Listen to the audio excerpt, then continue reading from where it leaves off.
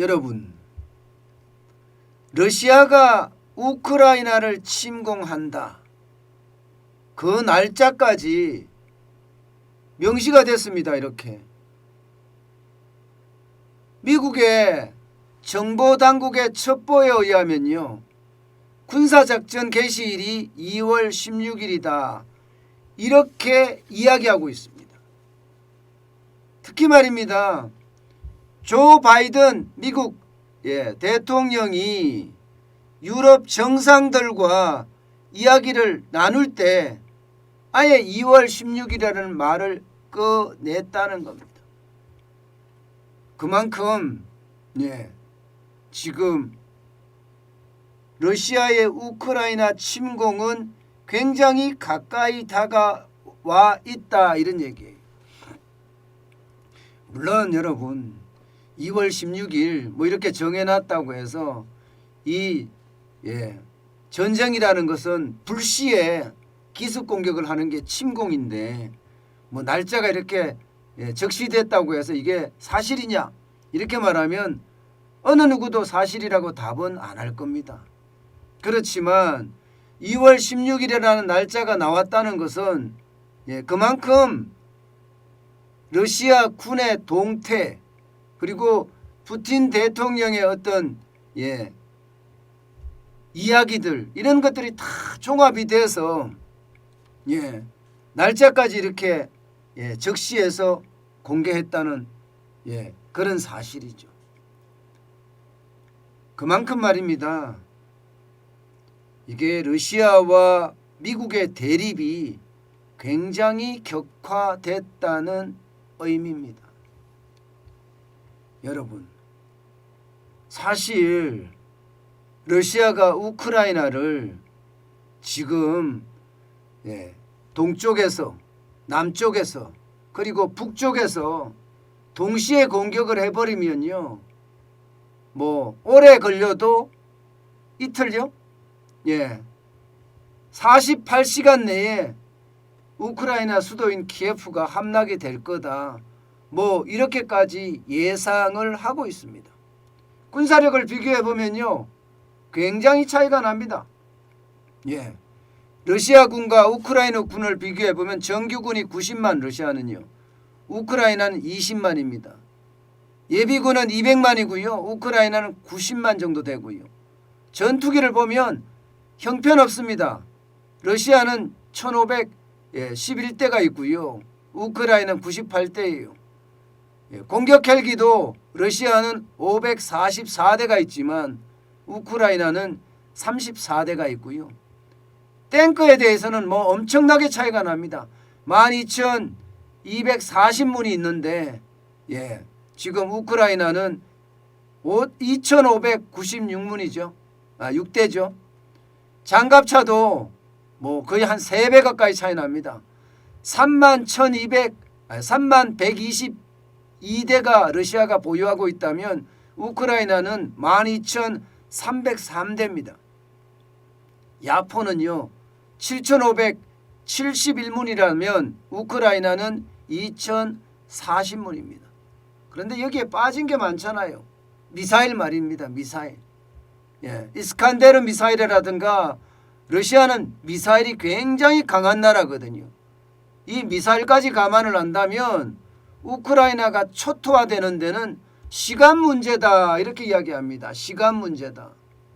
여러분 보세요.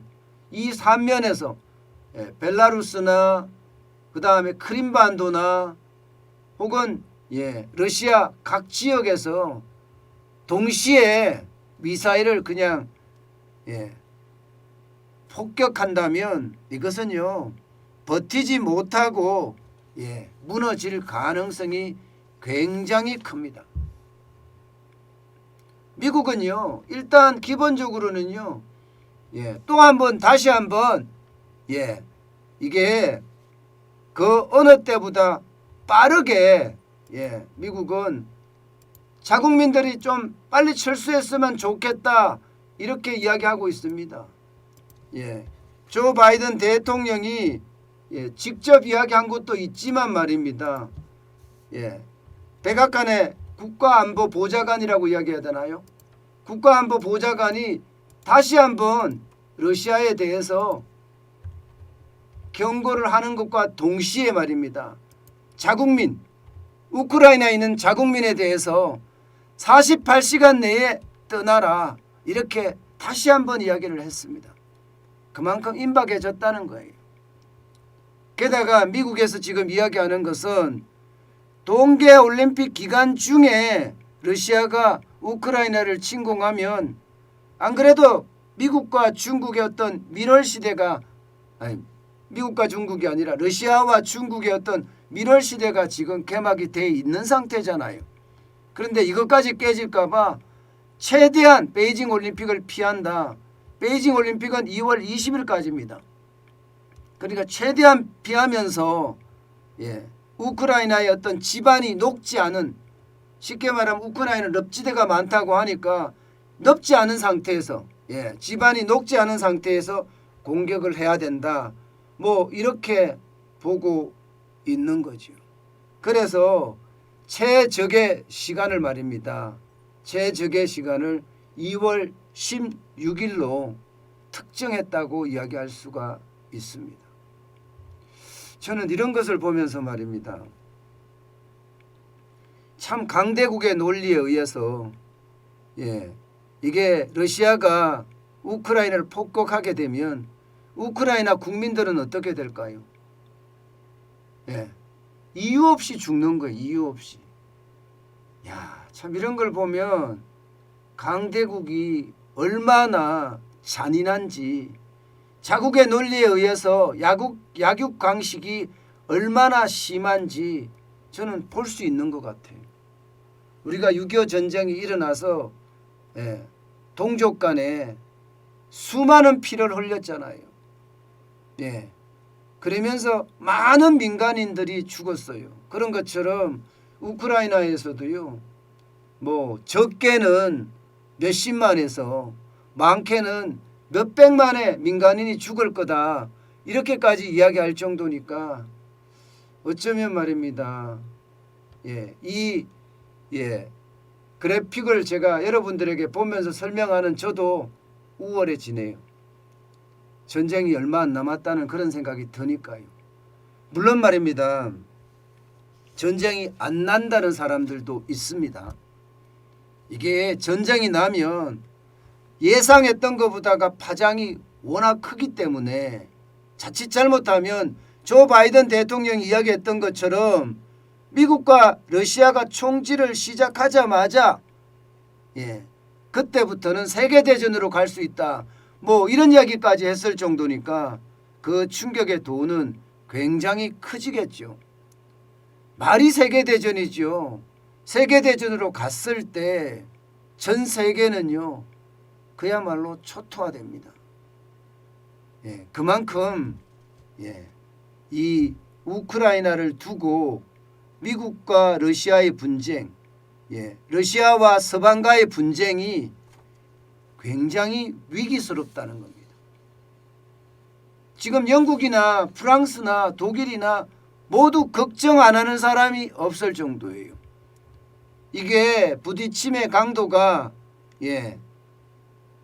미국과 러시아의 부딪힘으로 갈 거냐 하는 문제까지 발생을 하니까 여기에 대한 충격의 도는 크지요. 게다가 지금 분명한 것은요. 우크라이나에 뭐 탱크를 잡는 미사일부터 시작해서 공격 헬기를 잡는 미사일까지 우크라이나의 무기들이 속속 도착하고 있거든요. 그러면 우크라이나 군으로 하여금 러시아를 방어하게 하겠다는 거예요. 방어하게. 물론 방어하게 한다고 해서 그 시간이 그렇게 오래 끌을 거라고는 생각은 안 하지만 오래 끌면 끄는 만큼 더 많은 민간인들이 죽어 나가겠지요. 저는 이거를 보면서요. 참 전쟁의 공포는 점점 커지면서 무서워지겠구나. 그런 생각을 지울 수가 없습니다. 여러분, 전쟁은 진짜 잔인한 거예요. 해당 당사국에도 잔인하겠지만 전 세계적으로도요.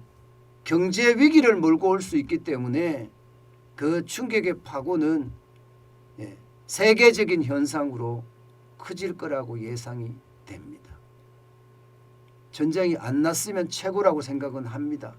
그렇지만 하루하루 전운이 고조되고요. 상황이 점점 급박하게 돌아가고 있는 것, 이것은요 결국 전쟁으로 가는 것 아닌가, 그런 생각을 할 수밖에 없네요.